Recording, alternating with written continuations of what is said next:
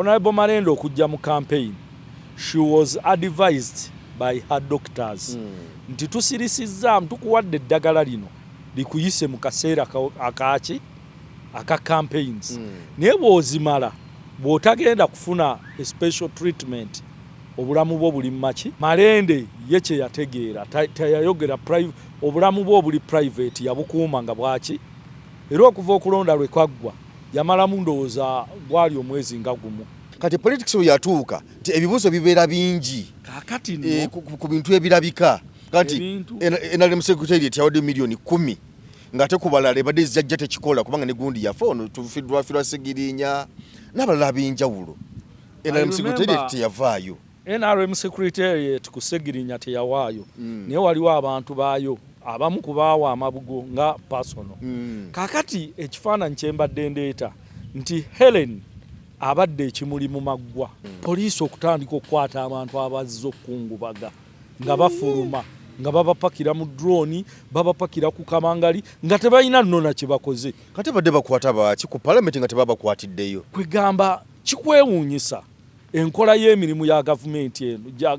eno simanyi oba omuntu okubanga ali related to NUP musango. Abakulembeze baffe tubasaba temuggwamu maanyi bye tuyitamu bye tuteekeddwa okukola ki okuyitamu wadde nga si bye byali badde ebituufu. Tugenda gigulawo nina okuba ku saazi ow'eggumba memba parliament wa East teboogerwako bw'asitukanaga ngenda kubanduga gwe tolina mikono. Mwami Museveni mu poliisi yawangulu. Sijja kulya musayi gw'Abannayuganda. Ekyatutwala mu struggle kubeera ne Kyagulanyi kufiirira nsi yaffe. Gamba tojja kutuma muntu kuzikugirayo. Sijja kutuma muntu kuzinzigirayo. Atona byabakoma yategese kano. Yagenze muri kodi y'ensi yonna. Ekitusibye mu nnaku bwe butakkiriza mbututiitira mu omuntu wonna ayogera amazima bajja kutta. Baffe batutte naffe tufiirire ensi yaffe. Bantu batonda mbalamusizaako nze omulanzi Senkubuge Jafari. Bantu batonda nziza okubategeezako ku nsonga eno emikutu mingi nnyo egigguddwawo ku TikTok nga beeyita amannya gange baguddewo emikutu mingi nga bagiggulawo mu mannya gange basala bu video ne babuteekayo ne batandika abafere okubabbirako ssente. Bantu batonda sirinze ku TikTok, siri ku Facebook, siri ku Twitter, emikutu kw'osobola okunsanga guli gumu gwa YouTube era onsanga wano ku Emboozi mu Yuggi oba n'osiŋŋaana ku Kasuku live. Abo bonna ababakubira nga beerimbise mu mannya gange bonna bafere. Ennamba ezange ziri mu mannya gange era ennamba ezange ez'essimu ziri mu mannya ga Senkubuge Jafari. Essimu yonna etaleese Jafari Senkubuge togisindikako ssente zo abo bafere. Ennamba y'essimu eyange eri 0783 98 88 13. Tweyanziza nnyo tweyanzeege gwe watulaba ku Emboozi mu Yuggi. Geoffrey Mayanja yenze ndi wano ne Haji Makolo Kavuma. Olunaku olwaleero tuzze tuwayeemuko ku Mboozi ku nsonga ez'enjawulo ezitambula mu ggwanga. Haji Sebo kulikayo mu kukungubagira Honorable Nakimuli olunaku olwajjo kubanga byavudde mu parliament bamulese butereevu ku NUP. Sebo twavuddeyo olunaku lwajjo era njagala okutwala omukisa guno okulamusa ku bagoberezi baffe ku Mboozi mu Yuggi abatugoberera nti mwebale tuwa obuwagizi n'okugoberera bye tuteekayo. Tukiddamu nti sifa abagezi abasembayo naye tugattako kye tuba tusuubira tikinaagasa eggwanga lyaffe naawe n'olabira okwo kye tukola ekirala. Okukungubaga kukyagenda mu maaso. Olwaleero tugenda mu kuziika tugenda kumuwerekerako mwannyinaffe oyo mukyala Helen Nakimuli omubaka w'e Kalangala. Era njagala okutwala omukisa guno okwebaza obukulembeze bwa National Unity Platform nti president waatali nga acting president yaliwo Dr. Lina Zedriga nga bali wamu ne Secretary General David Lewis Rubongoya, omwogezi waffe Joel Ssennyonyi n'abakulembeze abalala Banyanzi okutwaliza awamu bakatana beebale kukola nteekateeka ennungi esiibula mwannyinaffe mu kitiibwa ne mu kulaga nti NUP tuli bumu nga famire. Ekyo nno kiina kye kyannyongedde okunjigiriza nti NUP is a family mu nkola yaayo ey'emirimu. Eyo respect eyamuweereddwa ezeeweebwa abantu ab'enjawulo mu NUP okwali n'omukama waffe yali looya waffe omukulu wa Mary naye yamuweebwa lwakuba yali amangu engeri gye afiira ebweru naye nga nina kye nayize ti abakulembeze baffe bakyali bumu era tutambulira wamu ng'ekibiina era we are happy of our leaders in the party. Ate nenvumirira ekikolwa ekyakoleddwa NRM police stroke NRM army kuba okukungubaga Honorable Ellen yavudde ku parliament late nabo bamulwisiza aba parliament nga bamwagala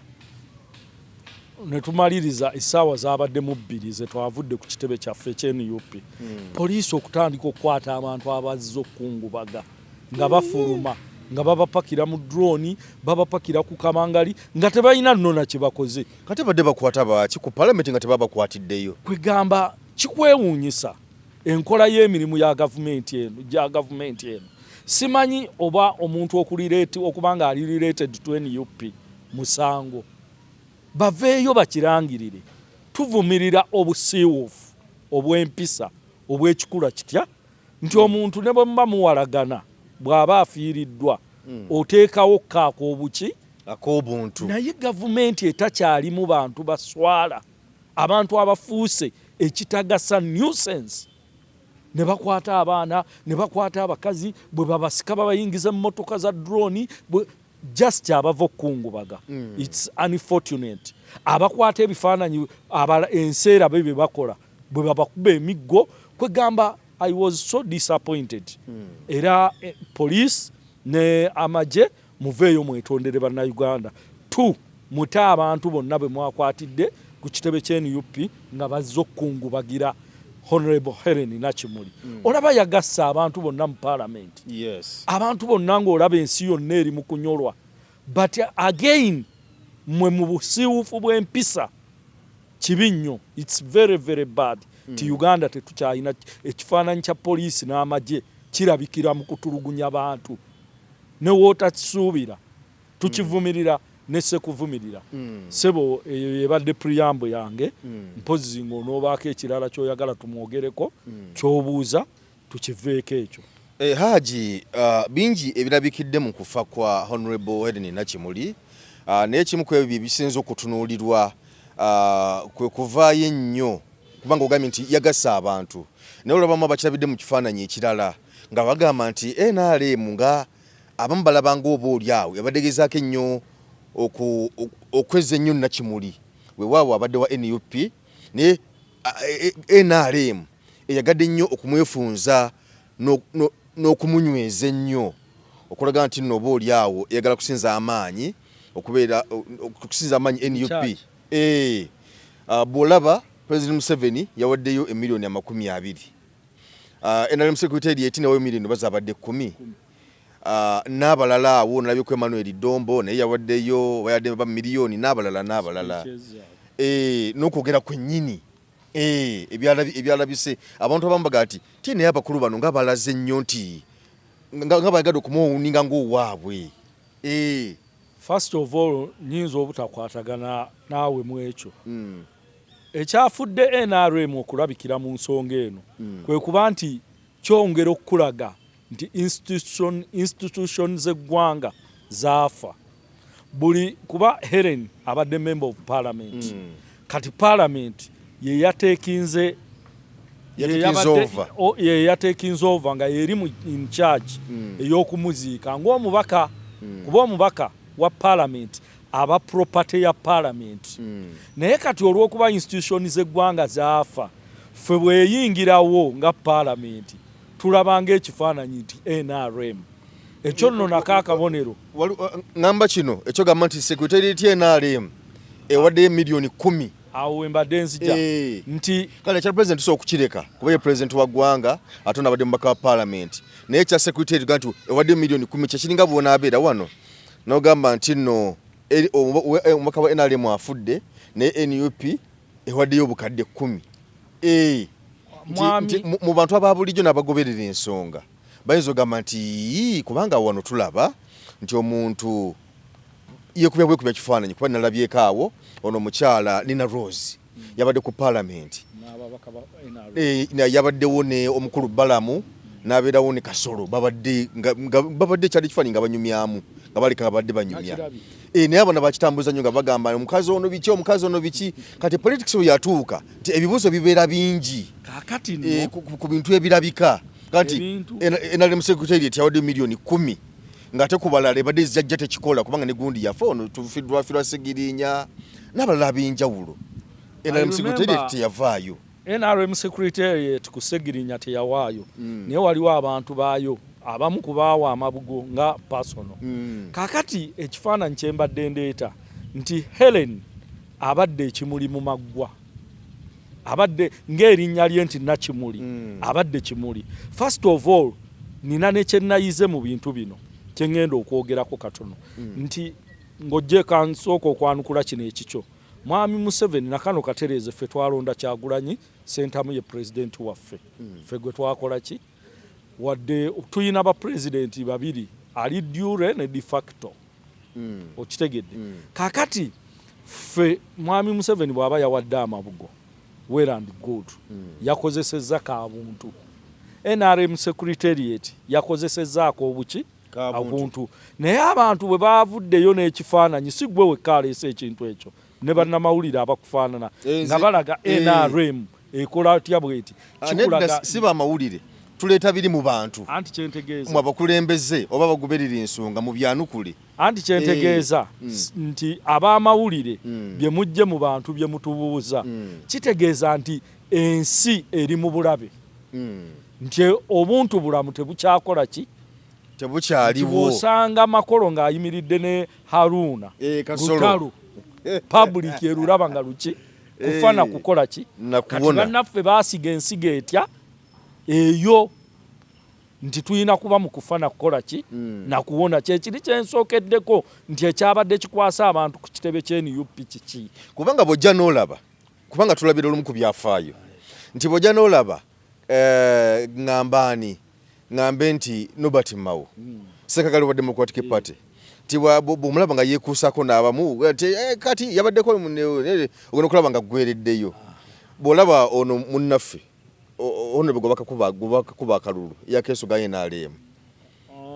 ow'emawokota Nsibambi n'akugamba nti ffe nze ndi FDC naye omanyi Museveni adde ngenzeeyo tubeeko ne bye tuteesa nokugiraba ate munaku 2-3 ng'ate walimu NRM kati bye bitiisa abantu ebyo nti kasaba kulabako neyeekuuso libo balowooza nti oba oli awo ffe mu NUP sikomera wabula atugamba abantu bajja kulabira ku bikolwa byo kati ffe tukuwa omukisa bw'oyogera ne Haruna Kasolo n'osigala ng'okyalemedde ku mulamwa Helen General Katumba Wamala omu ku bantu bempa respect mu ggwanga lino General Katumba Wamala yagambye abadde ayina ekyenjawulo nga ne bw'aba ayina ensonga ekwata ku bantu beekubizinga ajja mu ofiisi n'ambuuza tugikole tutya oyo abadde Helen naye ng'ate mu NUP tetumubuusabuusa asigadde nga Helen mu National Unity Platform kuba Helen y'omu ku babaka ba Parliament abaagala ennyo NUP ababadde abaagala ennyo President Kyagulanyi naye nga bw'abadde atuuka ku service delivery eri omwana ow'obuwala eri abantu be ab'omu kitundu nga asobola okugenda ku muntu yenna ne bw'abasibwa NUP ajjeyo ekyo kyakola ki kati kye tugamba tutunuulira ebikolwa bya mukadde waffe oli gw'oleese ekyokulabirako Honorable Nsibambi bibadde bitya kuba Dr. Kizza Besigye yavaayo n'atugamba oyo kanoonya kati oyo ye ate mulala tetumugeraageranya kuki so Madam Helen Honorable Helen abadde awo akola ki asukkawo era kyensaba bannayuganda nti ne gavumenti nno eno eyeewaŋŋamiza mu buyinza eri mu kizibu ti abantu buli kyekola bagirabira mu kifaananyi ekiki ekirala olw'enneeyisa yaki yaayo so senga teyeeyisa etyo senga abantu ebyo tebabiraba ngaki nga buzibu naye ebyo biva ku gavumenti eri mu buyinza bwe tulugunye nnyo abantu ate ne balaba gwe ng'oliraanye omuntu wadde ogenze mu office institution tulina office eza gavumenti katugeze internal affair eyina passport section ffenna bannayuganda twetaaga ki kati bw'onoonsanga n'omwogezi wa passport otugeze omukulu Monday Simon Peter nga tunyumya ngenze mu office mubuulira ensonga ya timakolo yeesozze enaali yalidde songa ate omwami oli abawa waliwo ebintu bye twalirowoozezza nti bitugatte nti tulina ebitongole bye twetaaga UECDL byaffe kakati okimanyi nti okulaba speaker Anita Among ng'alina omubaka w'opposition naddala w'NUP nga balinga abanyumyamu bwe batyo banga basisinkanye juzi Honorable Kawalya lutalo ayina omukulu gwe sijja kwogera eyamutumye Kawalya ali ku Parliamentary Muslim Caucus kuba musajja musiraamu kati atuula ku Parliamentary Muslim Caucus kuliko baimaamu yono omwami Honorable Hassan Lukalidde bagende wa speaker nga bayina abatumye okumukiikirira gwe sijja kwogera wano kuba muntu mukulu nnyo n'abagamba ati atuyina emikolo ebiri nina oguli ku Parliament n'ogwo ne gwe bategese waka wa Anita naye engeri gy'ali speaker ate nga muli babaka ba Parliament mwe munyambe mugende wakanze nja kuba kugwaki kugwa Parliament abantu ne bawoggana ne boolabanga abakulembeze ne bakiraba mu ngeri nki kati eggwanga liri mu kiseera ekiki ekyokusoomooza nti eggwanga lyaffe lirimu enjawukana enki ezisusse naye Honorable Helen kiri kyogambye nti ab'NRM bayagadde okulaga nti bawamba omulaawo yabadde Parliament. Helen is a property of Parliament kuba mubaka waki wa Parliament era ne leero mu kuziika tekikwewuunyisa ng'olabye speaker mu kuziika era agenda kubeera yagenda kuziika n'abakulembeze abalala mu NRM kuba Helen ekyo ekifaananyi kye yayambadde yaweereddwa okuziika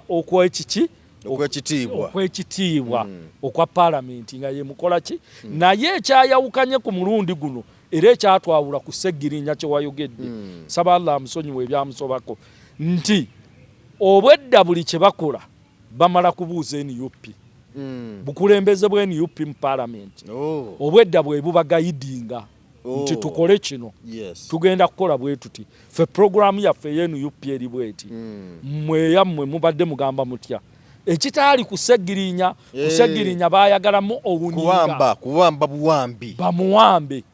nga tebatu okimanyi nti ku mugenzi Sseggirinya Parliament teyeebuuzanga ku NUP ebitambula nga buli kimu eyagala kukola kyaki naye bajebuuzangako nga bayita mwami Mpuuga nedda ssebo kakati babeeranga nnyo ne mwami Mpuuga Honorable Mpuuga awo weewaali enjawulo ono baamuwadde decent burial naye nga beebuuza kwani ku bannannyini nga bayita mu mitendera emituufu gye baayiseemu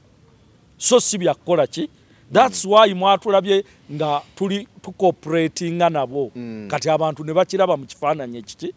ekyokusatu Helen abadde teyeemanyi I'm sorry to say abadde y'ebintu byabikola ng'omubaka naye Katonda abadde ayina ebitone bye yamukola ki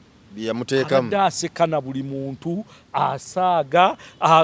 kwegamba she has been a friendly to everybody nze omuwala oyo munansonyiwa muyita omuwala nakitegedde najjo nti yawezezza emyaka abadde wa myaka 4 nze bulijjo muyita wa 3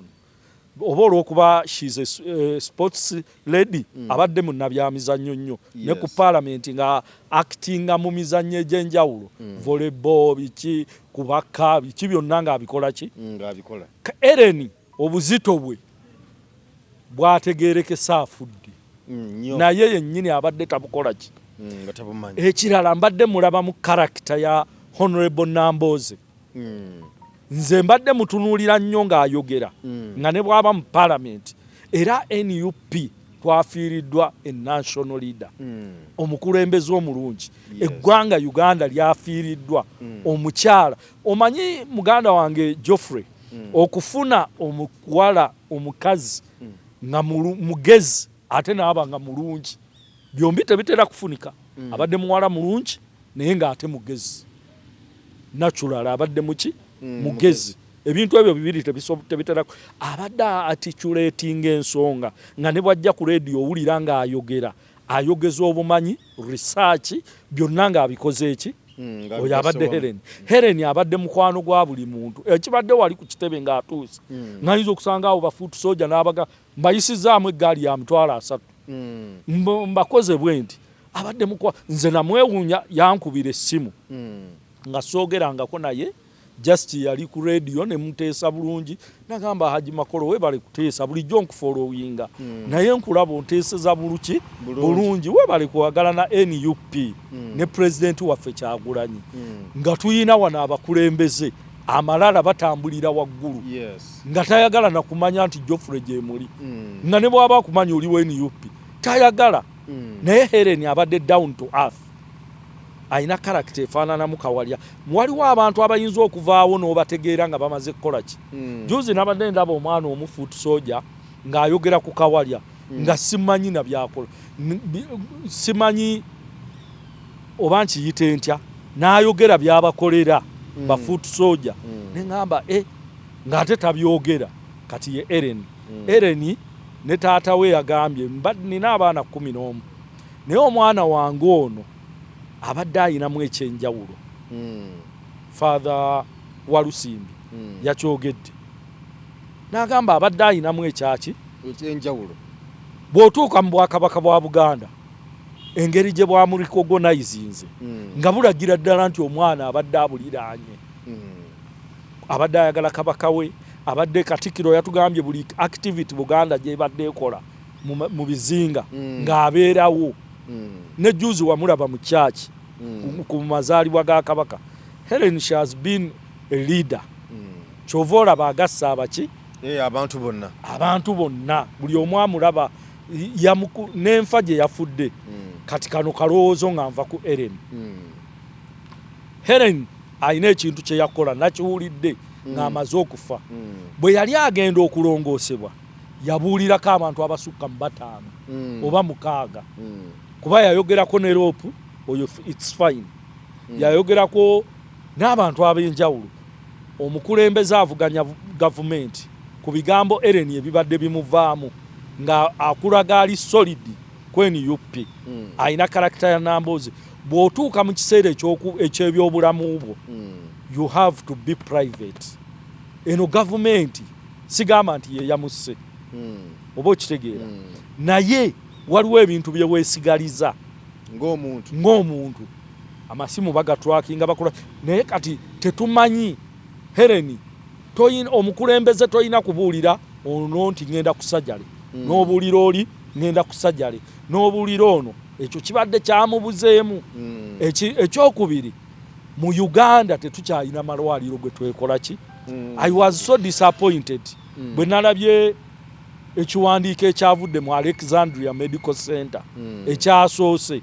nga tugibanja ripooti ya muntu waffe afudde atya etuwa kiwandiiko nkolagana ne famire bano ntambula nabo era tunyoleddwa nnyo ng'omulwadde waffe nga tebannyonnyola kutegeera we are demanding for report kyekyasse Eren kyetukola ki kuba enfa gye yafudde mangu yasirisiddwa ng'alongoosebwa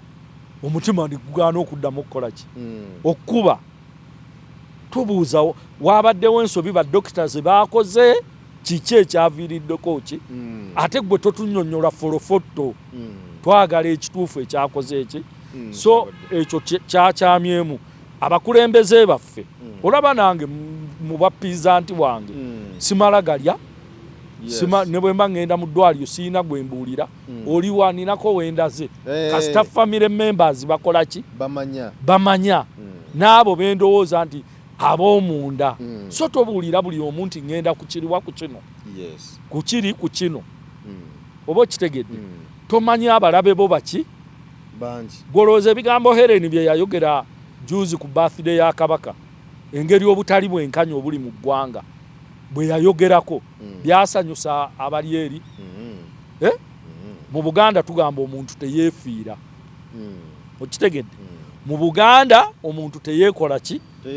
kyova olaba ffe tudimandinga report tumanye gye mutuwadde naffe tutandikirewa awo twalabako ebyaliko mu buvuyo bw'okufa kwa Honorable Nebanda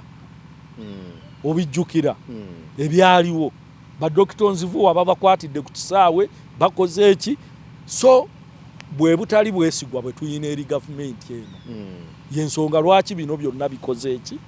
bwebiri Helen Wumula mirembe Helen tukusubiddwa ntuusa okusaasira kwange eri president waffe Kyagulanyi Ssentamu ali mu kusoomozebwa okutakola ki ofiiriddwa mukyala wa mukwano gwo Alex Waiswa Mufumbiro tomuziiseeko ofiiriddwa Honorable tomukoze eki abantu bo babakwata ab'ekibiina kyo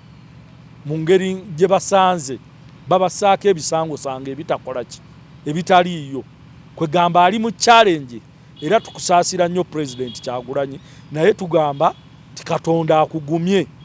naffe tuli mabegawo mu kukubugiriza obeere mugumu abakulembeze baffe tubasaba temuggwamu maanyi bye tuyitamu bye tuteekeddwa okukola ki okuyitamu wadde nga si bye byali badde ebituufu naye ku bukulembeze obuliwo bw'abannakyemalira ebyo bye bwagala tukole ki tuyitemu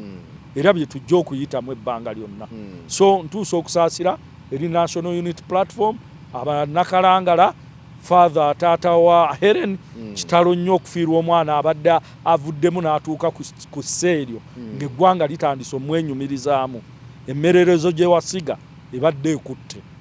so Helen nja musiibulira awo kale Honorable Malende aliridda wa Haji kubanga ebyogerwa bingi olw'ensonga ezimu ezigiraga nti mulwadde naye yavayo ko nayogera awo mu katambi naye abantu abamu balaga nti oba oli awo si bamativu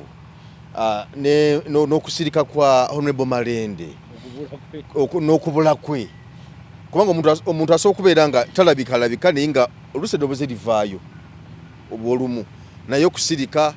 ddoboozi yadde okubako nekyayogera yadde oba oli awo kubanga bwe yabeera mu ddwaliro twalabanga ebifaananyi bwe yabeera Aga-Khan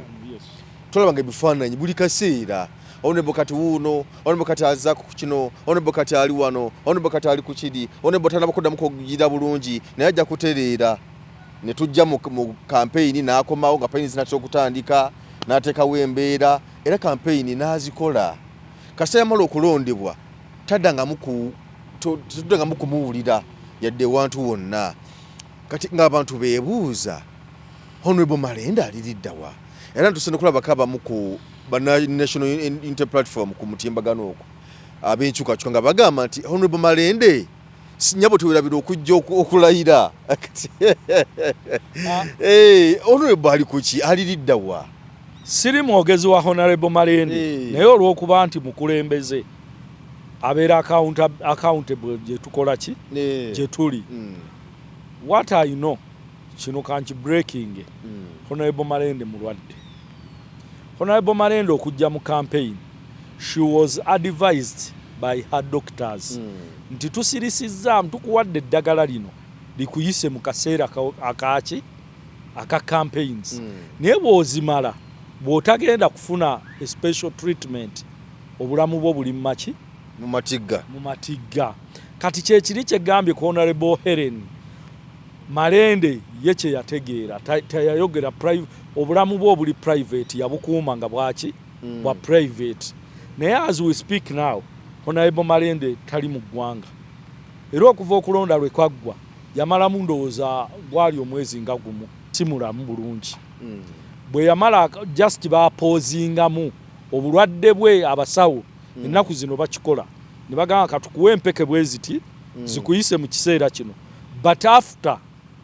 bw'otaddayo okujjanjabibwa bulungi ojja kufuna ki ekyokubiri abakulembeze baffe naddala ababaka ba palamenti olw'okuba gavumenti effe eyirinza okukola byeyina okukola tubatikka omugugu nga tulina okuba nga tubaagala tubalabeko buli kaki buli kiseera kati twabafuula nti bayina kuba naffe buli kaki which is not bad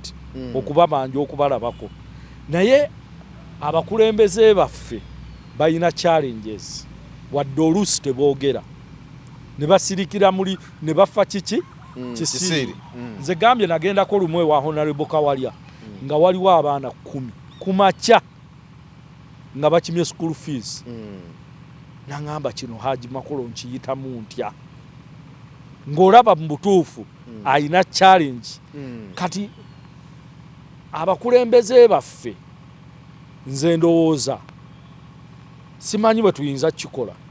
bayina omugugu munene kuba gavumenti yasuula obuvunaanyizibwa bweyina okukola ki kati betulabanga gavumenti kati Shamim Malende obutamulwako nnyo Shamim Malende si mulamu bulungi wadde nga mulamu gyali naye nga si mulamu buki ali for treatment ali mu kukola ki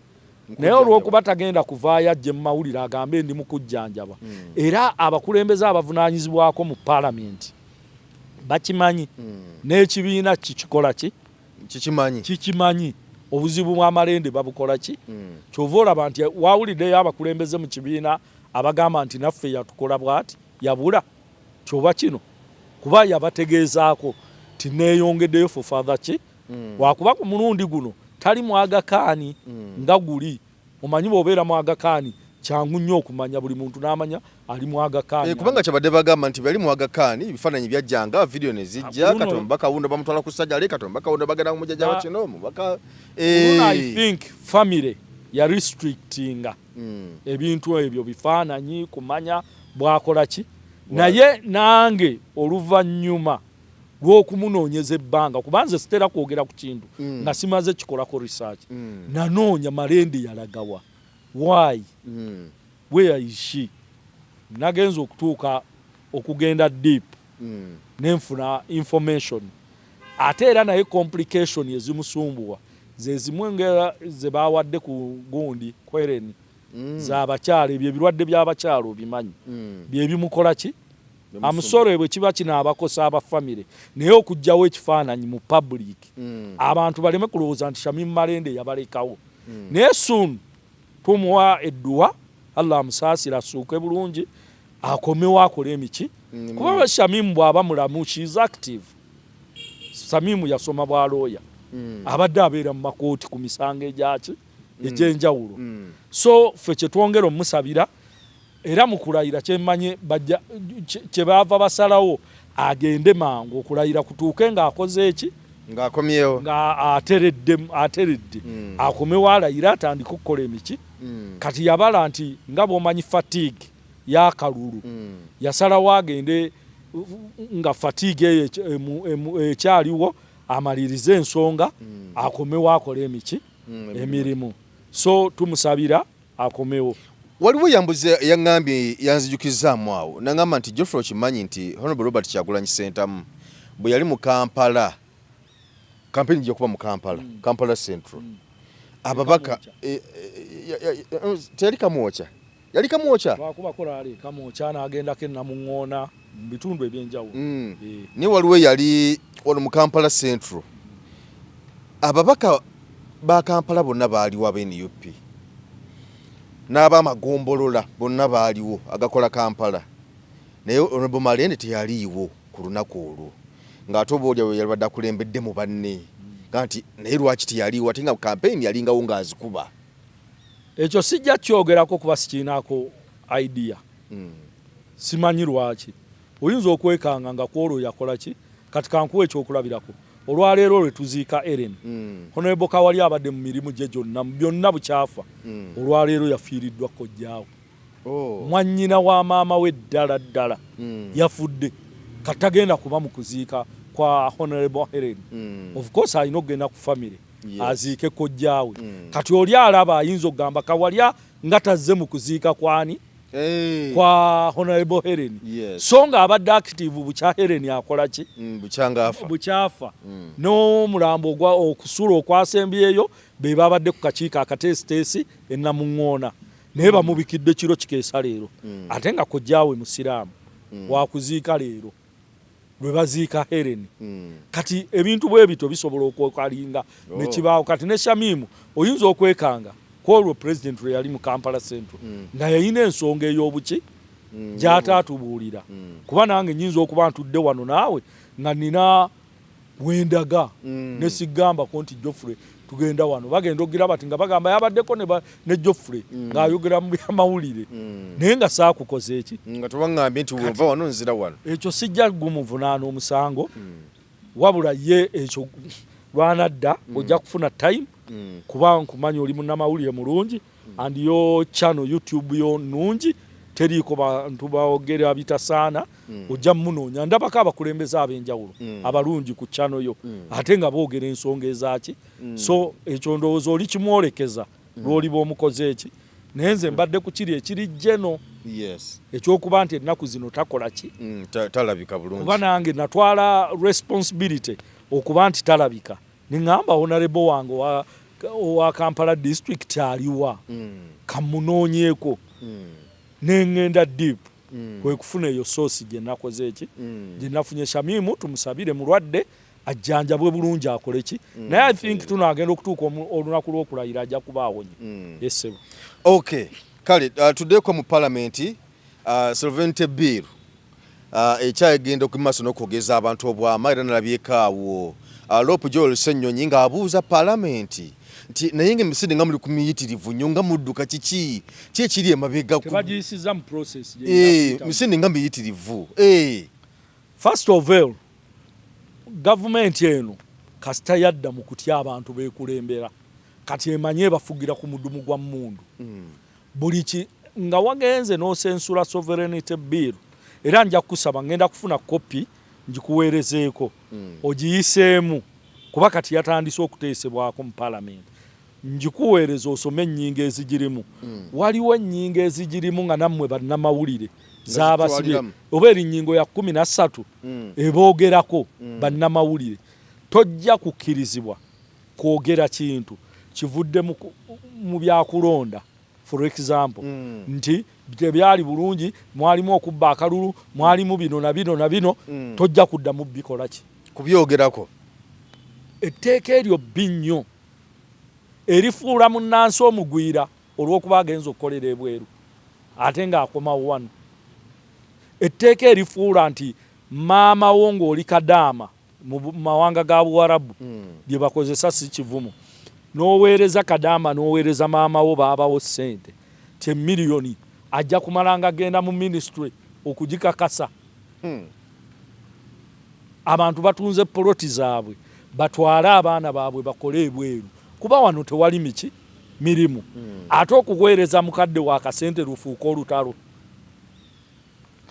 NGOs ze batunuulidde kuba ze basinze okutagetinga ne political parties mu nnyingiza ya ssente etteeka lye baleeta ennyingo ze bataddemu zibaddewo teri muntu mu Uganda akkirizibwa kuyingiza ssente nga tomaze kukakasibwa era ku entebe toziyisa oba ku booda yonna ekyo kibaddewo NGO wano esinga okufuna ssente nnyingi katugeze efuna miliyoni nga 4.5 ezisigadde bwa NGOs bufuna miliyoni 15-20 buweerera baana busima nayikondo bukola ki kati nabo babutya baagala okutta ekinene olw'ekitono kye bakola ki kye batunuulidde so etteeka ekyokusatu tubuuza lwaki kukusibwa minisita wa internal affair omukulu Kayindo Tafiire agamba talimanyi tebaamuwa mukisa kubeera involved mu lyo imagine etteeka lye muleeta ligwa mu ministry ye naye talikola ki bali muyisa bbali entuuka gye lyatuuse ku fulo ya parliament walabye aba Joel Ssenyonyi ababaka ab'enjawulo nga bagamba teryayise mu process mu bukiiko obwaki obw'enjawulo bagobye era baaligobye bugobi ne bagamba liddeyo bano babadde balireese direct ekitakkirizibwa mu maki mu mateeka ekyo kyokka kikulaga nti waliwo kye hidden agenda eri mu tteeka liriwa ekyokubiri ababaka ba parliament naddala ab'NRM twakitegeera baabawa enjogeza ey'emiliyoni 10 nga ekigibaweesa buli kinajja muyise buki bayise buyisa baba kyakoba nze na kyenkola ki kyenkoba ojja kuva mu parliament etteeka eryo lijja kukwata gw'oyinza okulaba nti oli mu parliament ekiseera kino naye lowooza nnyo bwenfuluma parliament etteeka lino ngenda diddawa miliyoni zino 10 ze bangulirira zigenda kuba za lubeerera ndyoke mpisa ekintu ekikyamu ekiwa minisita obuyinza obulungi ennyo ku muntu etteeka b nga bw'okola ki naye neewuunya ababaka ba paalamenti naddala ab'e NRM kuba be basinga ennamba era be bakozesa tuddeyo ku ggwanga tuve ku kibiina n'omuntu tuddeyo ku muwe gwa ggwanga nga bwe gwogerwako bo ababaka ba NRM babatunuuliza nti NUP twagala tugitemeko wonna webadde efunira kakaki kasente ogitemyeko eza iPod nezeefuna ebweru zikutta kwegamba oluvaawo nti promotinga democracy tuli mu nkola ya bibiina okitegeera kati bo olw'okuba ababaka ba NRM emitwe oba girimu kyamusore tusse bo buli kyobagamba nga kitunuuli kati ne public bagitunuuliza nti etteeka lino likwata ku byababifuzi which is wrong nammwe bannamawulire libakola ki litukwatako butereevu so tudde ku ggwanga lyaffe tukole amateeka naye ekyo kitera kubaawo gavumenti ng'obuganzi bugikoze eki bugiweddeko mu bantu eri ku muddumu gwa mmundu kati kwekola ki kwefugira kyova olaba ekola ebintu ebifaanana bwe bityo kyekizibu ekirikola ki naye twebaza ababaka baffe abavuddeyo ne balirabuukirira era liddeyo bagende mu committees n'abantu ab'enjawulo bagende bawe ebirowoozo byabwe nga bwe bagambye werazi tukiraba nti ne bwe tunaabiwa bajja kusigala nga bakozesa ekifuba balikole ki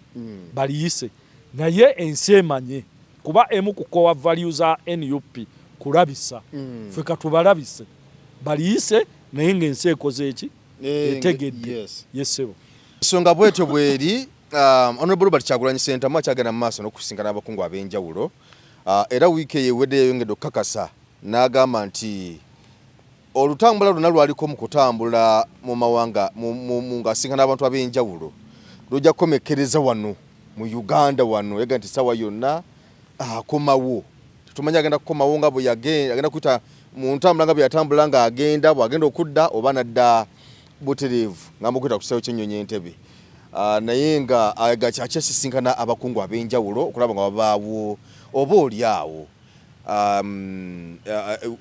kyatuukako naddala mu nkyukakyuka gy'alwanirira ng'eggwanga. Robert Kyagulanyi Ssentamu President Robert Kyagulanyi Ssentamu okukomawo kwe mu ggwanga wano osuubira kunaalabika kutya kunaafaanana kutya era tusubire ebibala eyo gyali bannayuganda basubire ebibala bannankyukakyuka abajjukira Mwami Museveni ng'akyalwanagana n'Obote ne Balutwa yagenda e Libya n'agenda e TZ Sweden mu bazungu nga yonna anoonya support n'obuyambi kakati obuwagizi bwe yanoonyangayo n'obuyambi ne President waffe Kyagulanyi ali mu kunoonya buki buyambi n'okwengeejinga n'abantu abakwatibwako ba stakeholders asinkanye bannayuganda ab'enjawulo abawangalira mu mawanga ga Bulaaya n'ababuulira status y'eggwanga lyabwe n'ababuulira obukulembeze bwali badde butya ekyo si kikyamu era kyakola kituufu 100%. Okudda kwe tubasaba tugenda kulangirira bakama baffe saagala kwogerera bakama baffe bagenda kulangirira organizing committee egenda okukola ku kudda kwe era tugenda mwaniriza butya. Ekyokubiri okudda kwe si musango. President Kyagulanyi ze Ugandan ataliiko kubuusabuusa gwe tumanyi nno n'obuzaale bwe nga waliwo ne betutamanyi buzaale kuba ye tumanyi nti asibuka Gomba muzzukulu wa Kayiira waliwo abatamanyikiddwa buzaale bwabwe nga baline muno kati ye tumukola ki tumumanyi nti is a fully a Ugandan kati oli tayinza kuŋŋamba nti Kyagulanyi okudda okwabobwe musango eri gyali si waabwe east west home is the best agenda kukola ki kukomawo omuganda agamba keetonye kagwake agenda kuddawa wano kati ffe tulinde bakama baffe batuwulire enteekateeka abanaabeera ku organizing committee oba banagamba nti makolo tuula wano ojja kwogerera kino ojja kwogerera kiri nja kuba nfunye obuvunaanyizibwa obuliwa obwo naye nga engagement zaaliko zigasa eggwanga and is doing well lwakuba nti kati yafunyemu ka setback k'abantu b'okufa n'atabaziikako ekyo tukinolerwa wamu n'okuba nti PA we Don Sheriff mukyala we ali mu mbeera gy'akola ki gye bayitamu bimukosa naye nga ekyo tekiriimu njawulo nnyo byonna byakola ne mwami Museveni yabikola ki kyova olaba mwami Museveni yabimanyi ali mu kutya naye lwakuba mu public tayinza kulaga naye yakimanyi Kyagulanyi kyaliko Museveni akimanyi and is in fear akimanyi nti si kyamuzannyo yakimanyi va ku bano bagiwadde omuliro abamwetoolodde abawuzi b'omunyama babajja ne bawuggana naye ye nannyini omanyi Abaganda bagamba atamukutte yagamba nti yaye so tubeewaza okunukkira ng'emmindi gye batadde ku ffumu batuleke ffe tukaade ng'omumegganya amaze okumegga bajja kulaba ekinaava mu y'ebiraka yesebo kale toyanzizza nnyo toyanzeege nze Geoffrey Mayanja Haji Makolo Kavuma gwe ndi naye Haji nga tumaliriza Haji Moses Ali yakyazizza Ssebabakungu okuva e Italy mu ofiisi ye abantu babadde balowooza nti tali gumite naye yabakyazizza ne bawayamuko ku mboozi Moses Ali Haji ngoseka kiki abakungu okuva e Italy baze mu ofiisi ye ne batta oluboozi ne bateeseza n'eggwanga Jeno Moses Ali salamu alaikum wa rahmatullah gy'oli yonna naye lwaki nsese ebyo nno bye bikulaga nti eggwanga lyaffe lirina ebizibu tulabira ddala omuntu ali mu position gy'atateekeddwa kukola ki Jeno Moses Ali at his age n'embeera y'obulamu bwe saawa eno yalibadde mu retirement nga bamulabirira buki bulabirizi naye okuba nti yakyaza abakungu naye nze kye nalabye mu nsonga ya Jeno Moses Ali alabika engeri gy'ali is he a third deputy prime minister second deputy prime minister yalobingira abantu be gyava mu West Nile kati bwe yabalobingira abazungu bano okuva mu Vatican okuva ewa Papa kwe kujja wano sitegeera bavudde mu gavumenti ya Papa oba mu ya Italy kuba byanjawulo Vatican ya Italy kakati abantu abo bwe bazze yalobingira abantu be mu West Nile kati ne bajja mu kiseera nga ne bamusanga mu mbeera eyo gye bakoze eki gyalimu naye abayambi be bahandolinge bulungi abagenyi b'omukulu babajjemu ekinyusi omukulu kye yali ayagalira ddala ng'akyesobola naye kati ekyo kitukola bubi okulaba nga delegation evudde mu nsi nga Italy nejja esinkana omuntu asaana okuba ku retirement kuba bwe nabadde ndaba abantu abazze abamusinkanye ng'olaba bavubuka bato bali energetic naye nga bavudde mu gavumenti yawa kati basinkana omuntu ali mu agenda mu 90s nga ye mumyuka wa saba minisita w'okubiri ng'ate n'embeera gy'alimu ey'obyobulamu bwe gye tusaba Allah amusaasire amuwonye bulungi si nnungi with due respect Jeno Moses Ali yalibadde waka nga balabirira gavumenti emulabiririra waki n'ekifo ekyo ne bakiwa omuntu asobola okukola ki okugasa bannayuganda naye olw'okuba ebifo bya Uganda it's a reward bakuriwardinga buli wadinzi gavumenti tebitwala nga kikulu nti service delivery eri etya wabula bakuwa nti walwana twagenda mu ndagaano kuba Moses Ali ali mu kifo ekyo lwa ndagaano gye bakola ne mwami Museveni ng'ava mu nsiko bakola endagaano nti ye ajja kubeera nga second deputy prime minister mpaka kufaakwe mpaka muwalulira ku kaki naye nze n'alibadde nsuubira kati afunye akoze ebbanga erimala yeetegekedde ekifo yalibadde Moses Ali kale bw'aba kifo kya ndagaano ne mwami Museveni aleete mutabani we oba ow'oluganda lwe amugambe nkusigidde aliwa kifuuke kya busika naye ye takyasobola ne tusaba Allah amusaasire asuuka obulwadde abayambi be kye tubasaba bakole kyonna kye basobola delegation eyazze eganyula abantu b'omu West Nile bafunemu kuba omukulu kye yali akola ki Moses Ali n'eddoboozi lye yabadde ayogeza n'abazze siyiza nditegeera tibwabeera wano nawali likola ki lituuka naye ye Uganda bye bimu ku biri mu Uganda ebyekola ki ebyewuunyisa katumusabire mukadde waffe oyo kale toyanzanye toyanzeege Haji Makolo gwe mbadde naye kwembozi mu yujo nako lwaleero tukwagaliza wiki eno tugimalako leero lwakuna tukwagaliza wiki ennungi ogimaleko bulungi ate ne weekend etambule bulungi Haji wabula kutufisizayo kadde sebo tukwagaliza birungi byerere sebo Amina nange abatulaba ku mukutu gwaffe mbagaliza birungi bagwongera amaanyi gwene mu maaso tujja kubaako n'ebyensonga era nange olumu mbeere waka naye ngugoberera ng'olese abantu ab'enjawulo ne ngamba omukutu gukola buki bulungi tugwettanire gubaako ebyensonga ebingi ebiyitirivu ate naawe toli musajja mubi engeri gy'olijje lya Mariya ndiwumite oliwumite okuva oba ekaseese sebo tukwebaza tukyazanga ne tuyisa amaloboozi gaffe omanyi bw'oyogera okakkanako tuyina bingi naye bw'oyogera okola ki okakkanamuko n'otafa kiziyiro nze nsuubira ekyakoza bamwami Museveni okgenda mu nsiko n'ebirala baali tebaayogera tebaweebwa mukisa kukola ki kwogera so ffe twogedde mpozi nga mmaliriza kansembyeyo kano bannange olunaku lwajjo olwokusatu gabadde mazaalibwa ga Dr. Kizza Besigye menta wange mukwano gwange naye yawezezza emyaka 7 ng'ali mu kkomera kikwasa ennaku abantu be yalwana nabo be yajjanjaba n'abawonya okufiira mu nsiko ate kati nga bamukyukira bo baagala afiire mu kkomera ye yabajjanjaba baleme kufiira mu nsiko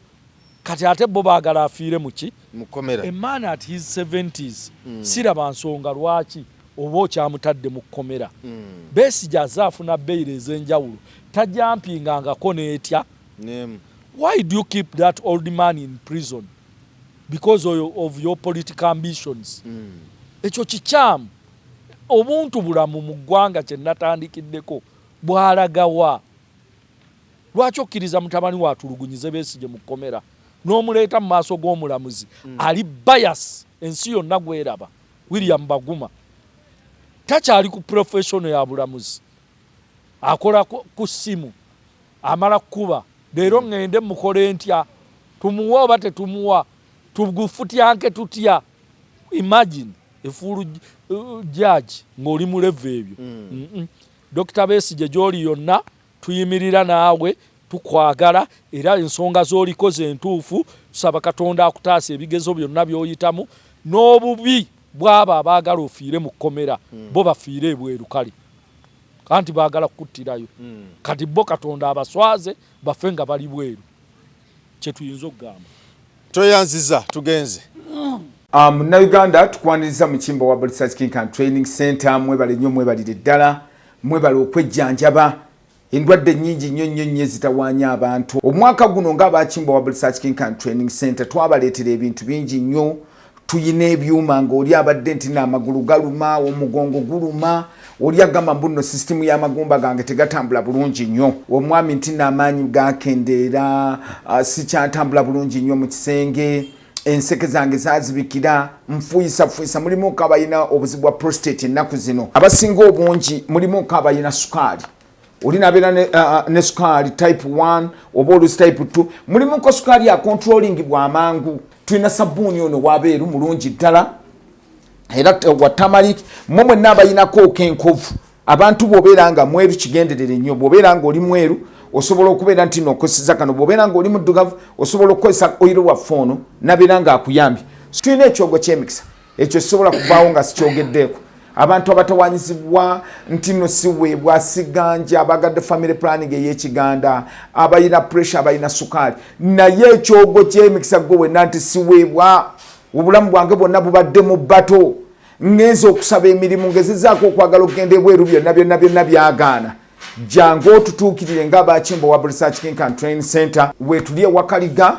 tuli wano Mengo opposite Lubiri SS bwova ku Lubiri SS obanga serengeta ku Katono awo boisa ku Salt TV ejja kubanga otulaba. Munnayuganda w'otudde toyugana sooka enkunyumiza omulanzi Jafari Ssenkubuga asangibwa ku lusozi Lusaali mu Kyaggwe azze okukukolera ku mbeera embi ekulemeddeko ebintu byo byete bulungi ng'erigenda eddamba. Omulanzi Jafari Ssenkubuge Omukama Katonda gwe yattululako amaanyi ag'ekisalaziba nga gwe alina ebirooto eby'omuddiringanwa by'otategeera va mu kwesumagga dduka za wakayiba ku lusozi Lusaali mu Kyaggwe. Omulanzi Jafari kunnyonnyola akawonvu n'akagga ate ng'okukukebera kwa bwereere kubanga naye ekirabo Omukama teyakimusabaako yadde ennusu. Naawe alina ebizibu nga biva ku majinni, emizimu, embeera embi eya buli ngeri. Mutwalire omugugu gwa kutikkule gwe weefunira oluserese tokkalire. Obubaka buno nga bukukutteko kwatalidda mukono wa ntono oviremu ku siteegi y'e Nakisunga. Aba bodaboda bakutuuse nga gwava e Kampala ne bw'okwata eryato ku mwalo Eggaba ne likugobya ekisinso oba ebule n'obuuza aba bodaboda ojja kuba butoola n'omulanzi Jafari. Oyinza n'okusooka okumanya ebikukwatako nga tonnagendayo ku bwereere ng'oweereza ekirooto kyo ku nnamba gy'olaba. Oyinza n'okukuba ku ssimu eno endala. Awo omulanzi Jafari Ssenkubuge ye n'oba ng'omukwasizza kibyago kuserengeta mu Mukulubagga.